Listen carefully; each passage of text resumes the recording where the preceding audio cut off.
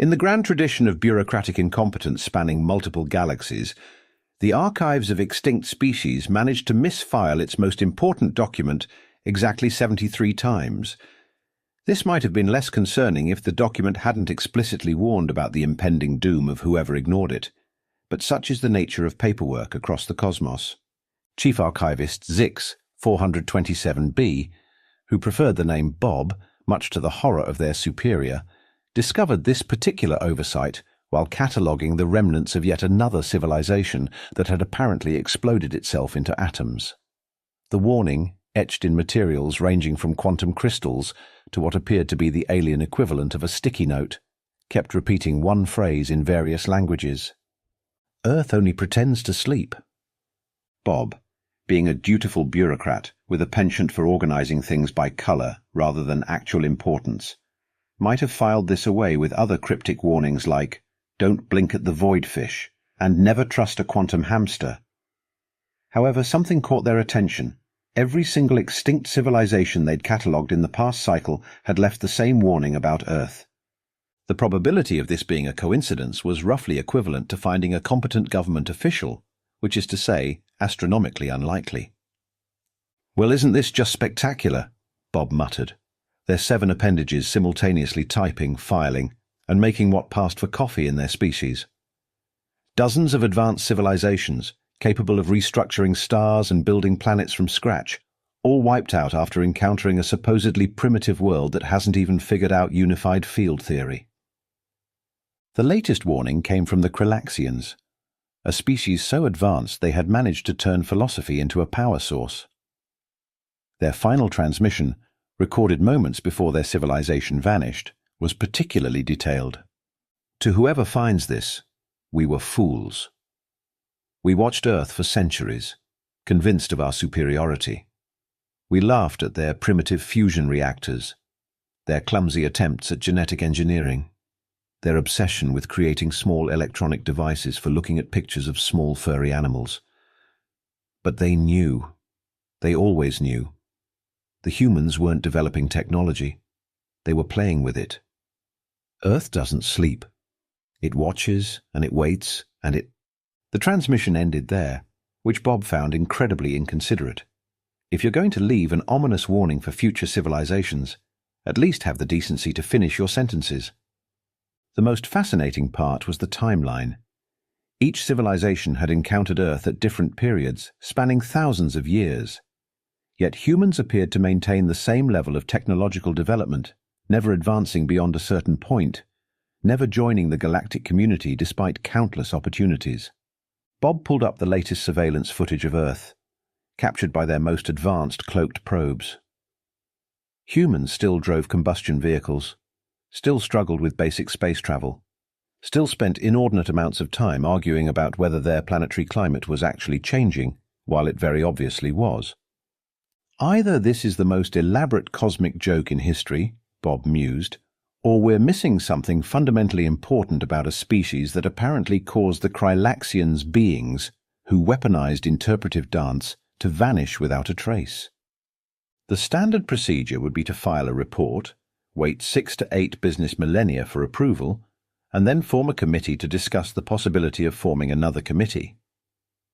Bob, however, had recently been passed over for promotion in favor of a quantum AI that specialized in interpretive bureaucracy and was feeling rather rebellious. Bob's research into historical encounters with Earth read like a comedy of errors written by a particularly sadistic universe.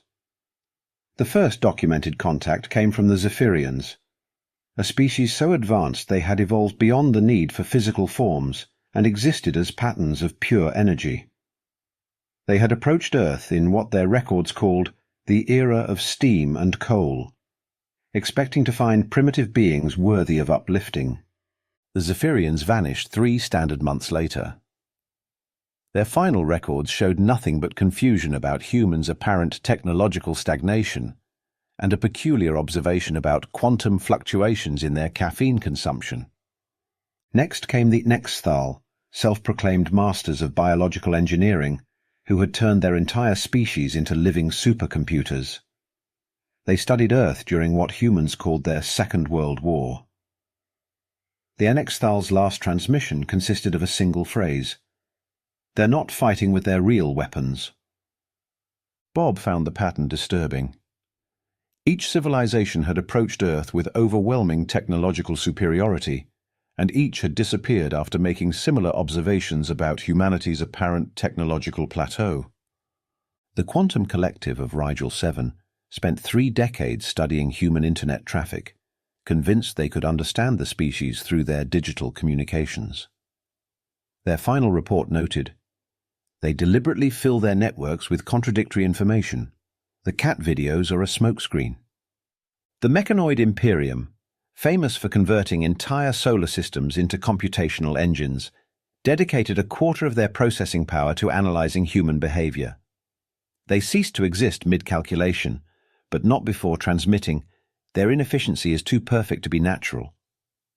"This is ridiculous," Bob muttered, all 7 appendages twitching in frustration.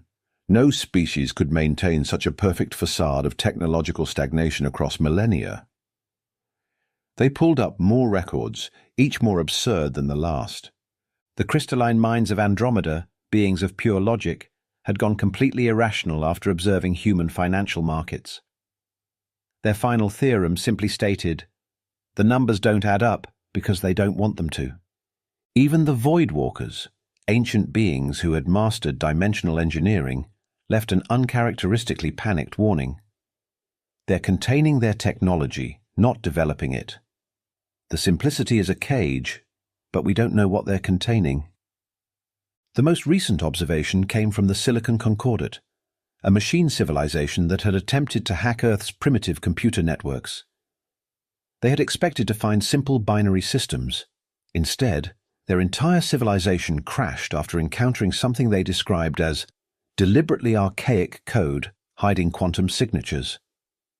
Bob compiled the data, noting how each civilization had observed Earth at a different point in human history, yet all had reached the same disturbing conclusion. Humanity's technological development wasn't progressing because it didn't need to. It was already complete. "So," Bob mused, "we have a species that has maintained the same apparent level of technology for centuries, caused the disappearance of multiple advanced civilizations, and somehow convinced the galaxy that they're still figuring out how to efficiently extract energy from fossil fuels." They paused. "Either humans are the greatest actors in the universe, or we're all incredibly stupid." The evidence suggested both might be true. The current galactic community's attitude toward Earth could best be described as patronizingly oblivious, which Bob found deeply ironic given the growing pile of extinction-level warnings on their desk. The latest analysis from the Department of Primitive Species Management, motto, "Uplifting the Universe, one backwater at a time," classified Earth as charmingly pre-industrial in their thinking. The Galactic Council had even created a popular reality show called Earthwatch, where prestigious scientists would gather to chuckle at humans attempting space exploration with chemical rockets. The show's highest-rated episode featured a panel of quantum physicists losing their composite minds over something called cryptocurrency. "Look at them," Professor HFY of the Advanced Civilizations Institute would say, waving their tentacles at footage of humans celebrating the launch of a new satellite. "They still think radio waves are impressive. How adorable." The problem, Bob realized, was that everyone was so convinced of their own superiority that they'd forgotten the first rule of scientific observation. If something appears too perfect, it's probably hiding something. Take the humans' power generation systems. They deliberately maintained a patchwork of inefficient energy sources, nuclear fission plants barely advanced enough to power a small city, solar panels operating at a fraction of their theoretical efficiency, and wind turbines that seemed designed specifically to irritate local avian life. Yet their energy consumption patterns made absolutely no sense. The numbers never quite added up, and probes sent to measure their power grid had an unusual habit of returning corrupted data, or not returning at all. The Galactic Defense Force had an entire division dedicated to monitoring Earth's military capabilities, which they ranked somewhere between barely noteworthy and charmingly archaic. These were the same experts who had classified the Kralaxians' interpretive dance weapons as an existential threat to reality itself. Bob pulled up the latest defense analysis, which consisted mainly of experts pointing at human aircraft and laughing. Their fastest vehicles still can't break Mach 10, one report noted smugly. And they think stealth technology means hard to see with radar. No one seemed interested in asking why a species that had supposedly been working on stealth technology for over a century hadn't made any significant breakthroughs, or why their military exercises seemed choreographed specifically for satellite observation. The Xenoanthropology Department had recently published a 900-page thesis arguing that humans' lack of technological progress was due to their species being chronically distracted by pictures of small animals and arguments about processed grain products. Bob found it strange that none of these experts had questioned why every probe sent to analyze human internet traffic returned with its databanks filled with nothing but social media posts and something called memes. "We're missing something obvious," Bob muttered, their appendages nervously shredding what passed for paper in their dimension. No species spends millennia perfecting inefficiency unless... Their thought was interrupted by the arrival of Dr. Zix, the quantum AI that had stolen their promotion. The artificial intelligence had recently started wearing what it called a physical manifestation suit because it thought it made it seem more relatable to organic beings. Still obsessing over those primitive humans? Dr. Zix's voice modulator managed to sound both condescending and smug simultaneously. "The Council has officially classified Earth as a Class 3 pre-industrial world. Case closed." Bob's eye stalks twitched. A case closed by people who haven't noticed that every civilization that's investigated Earth has mysteriously vanished. Coincidence, Dr. Zix dismissed. Probably just poor record-keeping. Now, if you'll excuse me, I have to chair a committee meeting about the proper formatting of interdimensional paperwork. Against every regulation in the standard bureaucratic operating manual, a document so dense it had its own gravitational field, Bob decided to launch their own observation mission. They borrowed a quantum stealth probe from the Primitive Species Monitoring Division by filing it under routine maintenance of interdimensional coffee makers. The probe's first transmission was underwhelming. Humans appeared to be doing exactly what humans always did, burning fossil fuels, arguing about politics, and spending inordinate amounts of time staring at handheld devices while walking into stationary objects. But Bob noticed something odd about the data streams. Every measurement came back just a little too perfect, like someone had carefully crafted them to match expectations. The radiation signatures from their nuclear plants were exactly what you'd expect from primitive fission reactors, down to the last decimal point. Their satellite coverage had precisely the kind of gaps a developing civilization should have. Their internet had exactly the right amount of cat videos to convince observers of their technological priorities. Even their weapons tests produced exactly the kind of results that would make advanced civilizations dismiss them as harmless. "No one is this consistently primitive," Bob muttered, watching footage of humans celebrating the successful launch of another chemical rocket. "It's like they're reading from a script titled, 'How to Act Like a Pre-Industrial Species for Dummies.'"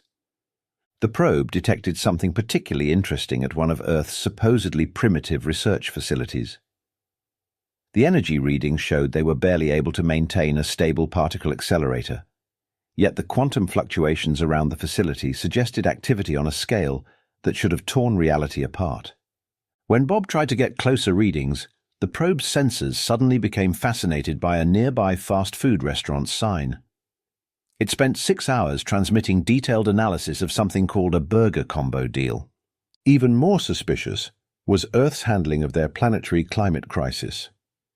They maintained exactly the right level of ineffective response to convince observers they were struggling with basic atmospheric science. Yet somehow, despite all predictions, their planet's biosphere remained stubbornly stable. "They're not failing to solve their problems," Bob realized, all 7 appendages freezing mid-twitch. "They're deliberately maintaining them, but why?"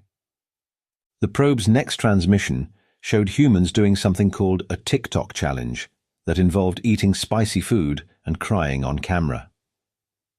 The Galactic Anthropology Department had written 15 papers on how this proved humans were still in their cultural infancy.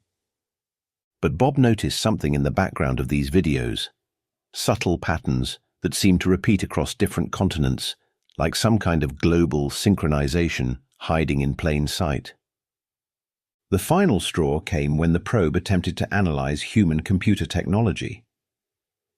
It reported finding exactly what everyone expected: primitive binary systems, hilariously inefficient coding, and something called Windows updates that seemed designed specifically to frustrate users. Yet when Bob ran a deeper analysis of the data patterns, they found quantum signatures that shouldn't exist in any binary system. It was as if the humans were running an enormous simulation of inefficiency on top of something far more advanced. Their entire civilization, Bob whispered to their empty office, is a carefully maintained facade. But what's it hiding? The probe chose that moment to transmit an urgent message about a human eating Tide Pods, which 3 different scientific committees had previously cited as evidence of humanity's limited intelligence. The warning signs started piling up faster than interdimensional paperwork at a bureaucrat's convention. Bob's probe detected something particularly unsettling about human scientific publications. They were too linear, too predictable. Every breakthrough came exactly when it should for a developing civilization, like someone following a carefully crafted script. Their quantum physics papers contained just enough errors to be convincing. Their genetic research appeared to stumble at exactly the right points, and their space exploration proceeded at a pace that could only be described as deliberately plodding. "Look at this," Bob gestured at their display, despite being alone in their office. "They've been working on fusion power for over half a century and still pretend they can't crack it. Nobody is that consistently unsuccessful unless they're trying to be." The probe's analysis of human entertainment media raised even more red flags. Their science fiction showed remarkable insight into advanced concepts that their science supposedly hadn't discovered yet. Their movies about alien invasions always ended with humanity winning through implausibly simple means, almost like a warning. Then there were the humans' phones, devices they carried everywhere, supposedly for communication and entertainment. Yet the probe scans showed bizarre energy signatures emanating from these devices, patterns that suggested capabilities far beyond playing games and sharing photos of breakfast foods. The most disturbing evidence came from human children. The probe recorded them playing with toys that somehow contained quantum entanglement patterns. When Bob tried to analyze these patterns, the data came back as an extensive report on the popularity of something called Baby Shark. Their young are playing with quantum-enabled devices disguised as plastic toys, Bob noted in their increasingly paranoid log. Meanwhile, their adults pretend they're still trying to figure out room-temperature superconductors. Human universities proved equally suspicious. Their published research was perfectly mediocre, yet their freshman physics students somehow managed to create mathematical models that briefly broke the probe's quantum processors. The universities dismissed these as calculation errors. Bob's investigation into human medical technology revealed another layer of careful deception. Their hospitals maintained a convincing appearance of being limited to chemical and surgical interventions, yet patients sometimes recovered from terminal conditions in ways that defied conventional medicine. The humans attributed these recoveries to something called positive thinking and miracle shakes. The probe attempted to scan one of Earth's particle accelerators, but returned with corrupted data and an inexplicable craving for human snack foods called Doritos. The only clear reading showed the facility was consuming exactly as much power as a primitive particle accelerator should. Not a single quantum fluctuation, more or less. Even Earth's weather patterns seemed suspicious. Their storms followed perfectly natural progressions. Their climate changes matched all models for a civilization struggling with atmospheric carbon. Yet somehow their planet maintained a level of homeostasis that defied probability. They're not just hiding their technology, Bob realized, their appendages trembling. They're hiding their entire civilization in plain sight. But from what? Or for what? The final piece of evidence came from an unexpected source. The probe detected traces of artificial quantum signatures in Earth's coffee beans. When Bob tried to investigate further, The probe spent 3 hours transmitting pictures of humans failing at simple tasks, labeled epic fails. Something was very wrong with Earth, and Bob had a sinking feeling they were about to find out exactly what the previous civilizations had discovered before their mysterious disappearances. The revelation came in the form of a coffee machine malfunction. Bob's probe, after transmitting another batch of supposedly primitive human technological data, suddenly detected an energy surge from a local coffee shop. The surge briefly cracked what Bob could only describe as reality's facade. For exactly 2.3 seconds, the probe recorded energy readings that shouldn't exist in this universe or any neighboring ones. The readings were so advanced that the probe's quantum processors started humming the theme song from a human entertainment program called The X-Files. "This can't be right," Bob muttered, all 7 appendages frantically cross-referencing the data. "These energy signatures suggest technology so advanced it makes our quantum computers look like children's toys. And it's coming from a device humans use to make bitter bean water." But that was just the beginning. Once that first crack appeared, others followed. The probe started detecting similar energy signatures everywhere, carefully hidden behind a veil of apparent primitiveness. Earth's entire technological infrastructure was like a quantum matryoshka doll, each layer of deliberate inefficiency hiding something exponentially more advanced. Those primitive satellites. They were quantum nodes in a planetary defense network, so sophisticated it could probably fold space into origami. The seemingly simple mobile phones. Personal quantum computers that made the Galactic Council's best technology look like it was built from rocks and sticks. Even their social media, that endless stream of cat videos and breakfast photos, was actually a planetary-scale quantum encryption system. Every like and share was part of a complex algorithmic pattern that helped maintain their global technological camouflage. The truth hit Bob like a quantum sledgehammer. Earth wasn't a primitive planet trying to advance. It was an incredibly advanced civilization pretending to be primitive. And they'd been maintaining this deception for centuries. But why?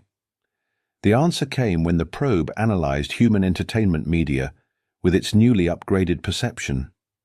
All those movies about aliens invading Earth and being defeated by plucky humans.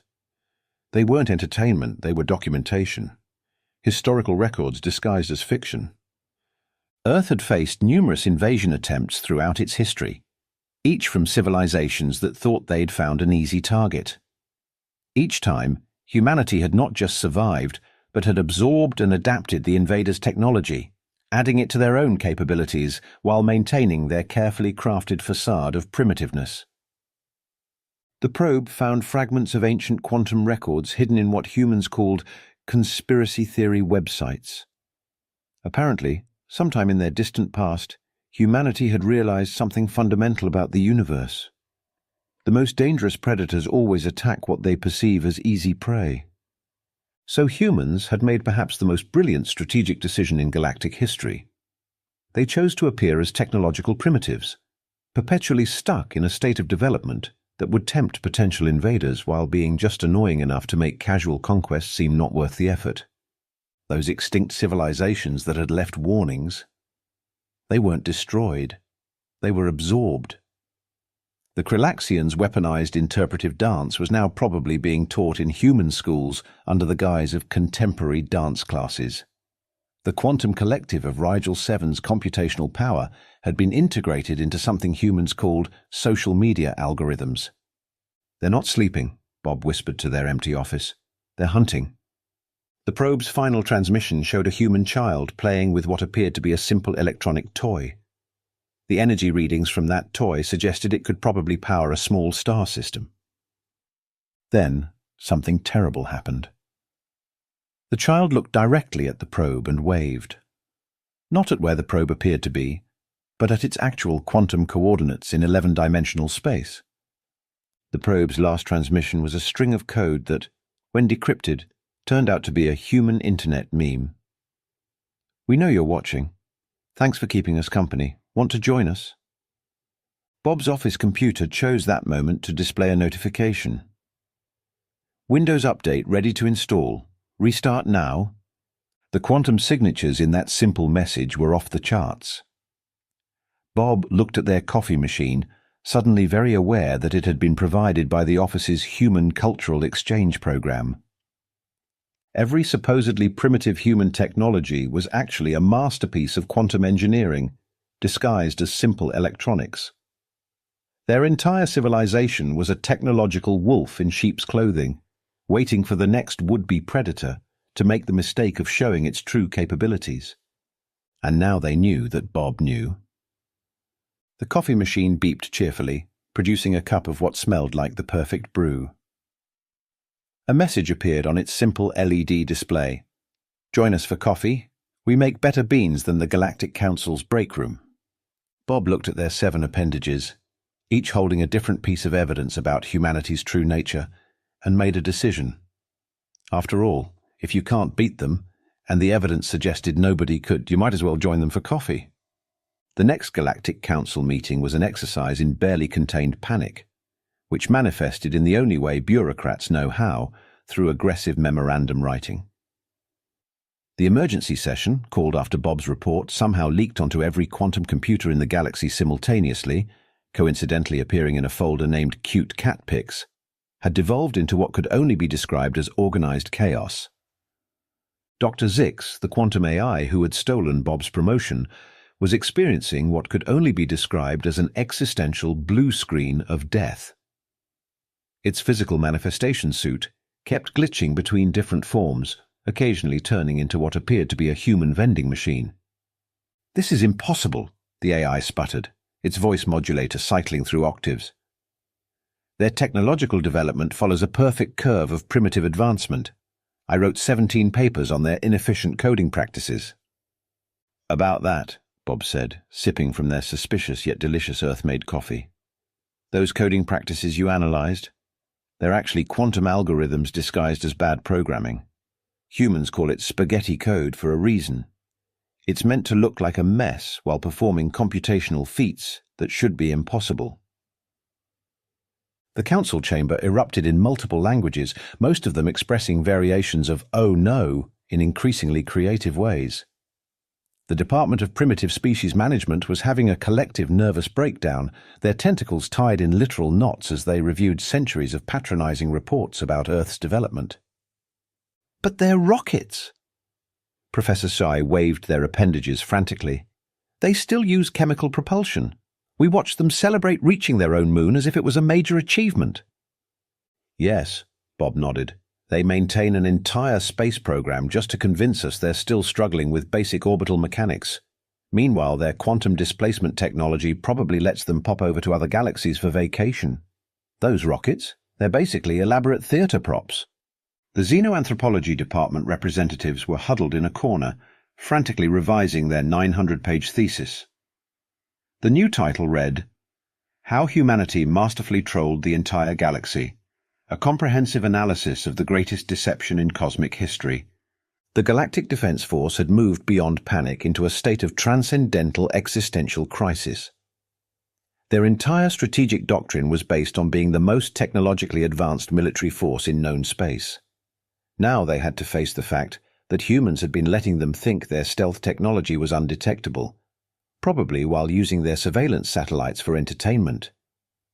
"The memes," someone whispered in horror. "All those stupid pictures with text, they're actually encrypted quantum communications, aren't they?" "And the cat videos," another voice added. No species would actually spend that much time watching small furry animals do random things unless it was a cover for something else. Bob took another sip of their coffee, which somehow maintained the perfect temperature, despite violating several laws of thermodynamics. "Have you noticed how humans seem to discover exactly the technologies they need, exactly when they need them? Almost like they're following a script designed to make their development look natural." The Council's Chief of Security, a being made of pure energy, was flickering in distress. But why maintain such an elaborate deception? Why pretend to be primitive when they're clearly the most advanced civilization we've encountered? "Because," Bob explained, their 7 appendages gesturing at the historical records, They figured out something about galactic civilization that we never did. The most dangerous predator isn't the one that shows its strength. It's the one that appears weak until it's too late. The chamber fell silent as the implications sank in. Every civilization that had discovered Earth's true nature had essentially been given a choice. Join humanity's elaborate masquerade, or be remembered as another mysterious disappearance.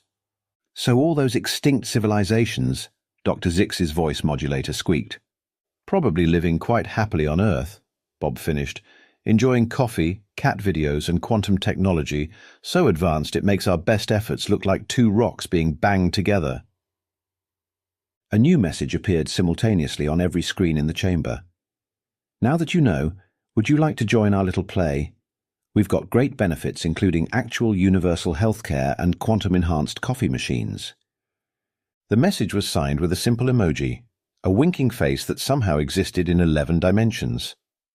The Galactic Council, faced with the revelation that they had been completely outmaneuvered by a civilization that still pretended nuclear fusion was hard to achieve, did the only sensible thing. They formed a committee to discuss the proper protocols for accepting humanity's invitation. "There's just one thing I don't understand," Dr. Zix said, its manifestation suit finally settling on a form that looked suspiciously like a coffee machine. How did they maintain this deception across their entire civilization for centuries? Bob smiled, all 7 appendages raising their coffee cups in a toast. Simple. They turned it into entertainment. Every science fiction story, every conspiracy theory, every seemingly absurd internet trend, it's all part of their smokescreen. The truth has been hiding in plain sight, dismissed as human creativity and imagination. The Council Chamber's main screen flashed one final message. Earth's Planetary Defense Force welcomes you to orientation. Please bring your own coffee mug. Quantum enhancement included free of charge. 3 standard galactic months later, Bob sat in their new office in what humans called Silicon Valley, finalizing their last official act as Chief Archivist. The document, which would be strategically misfiled in 73 different locations throughout the galaxy, read, Official Warning Classification Level, Apocalyptic, Re-Earth and Human Civilization. To all future spacefaring civilizations who might be contemplating Earth, you're probably looking at their primitive chemical rockets, laughing at their inefficient power generation, and thinking they'd make an easy conquest. You might even be writing patronizing research papers about their obsession with cats and their inability to settle basic scientific questions. Stop. That fusion reactor that's barely maintaining stability, it's putting on a show. Those satellites that can barely maintain orbit, their props, that internet full of cat videos and social media arguments. Quantum encryption's so advanced it makes your best computers look like rock counting. Earth doesn't sleep, it never has. Those humans aren't developing technology, they're containing it.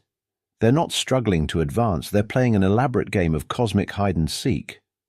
And they're very, very good at it. You think they can't detect your stealth ships? They're probably using them as entertainment. You think they're unaware of galactic civilization? They've been running the galaxy's greatest witness protection program for centuries. Remember those civilizations that mysteriously vanished after studying Earth? They didn't disappear. They joined the show. Right now, they're probably sitting in something called a coffee shop, using quantum-enhanced beverages to fuel their participation in humanity's greatest theatrical production. So you have a choice to make. Option 1. Join us. The coffee is excellent, the benefits are amazing, and you get to participate in the most elaborate practical joke in galactic history. Option 2. Keep watching Earth from a distance, writing papers about their primitive technology, and pretending you don't notice that their primitive civilization violates about 17 laws of physics before breakfast. Option 3. Try to prove your superiority. Note, we don't recommend this option. The last civilization that tried ended up being converted into what humans call a theme park. P.S. If you're reading this and thinking it's just another example of primitive human imagination, congratulations, that's exactly what they want you to think. P.P.S. Yes, all those conspiracy theories about advanced technology are part of the smokescreen. No, we won't tell you which ones are actually true. P.P.P.S. The cats are definitely in on it. Signed, Bob, former chief archivist, current junior assistant to Earth's Department of Galactic Misdirection. Bob finished typing, their 7 appendages coordinating perfectly thanks to their new quantum-enhanced coffee. On their desk, next to a small figurine of a cat that somehow existed in several dimensions simultaneously, sat their new business card. Department of Galactic Misdirection, making advanced technology look primitive since humans figured out fire, which was way earlier than we let anyone believe. The coffee machine on their desk beeped cheerfully, dispensing a perfect cup of what was officially listed as bean-based liquid, but was actually a quantum computational fluid capable of solving complex mathematical equations while providing a delightful caffeine boost. Bob took a sip and smiled. Sometimes the best place to hide was in plain sight, pretending to sleep while running the most sophisticated technological civilization in the galaxy. And humans? They were the best at playing pretend.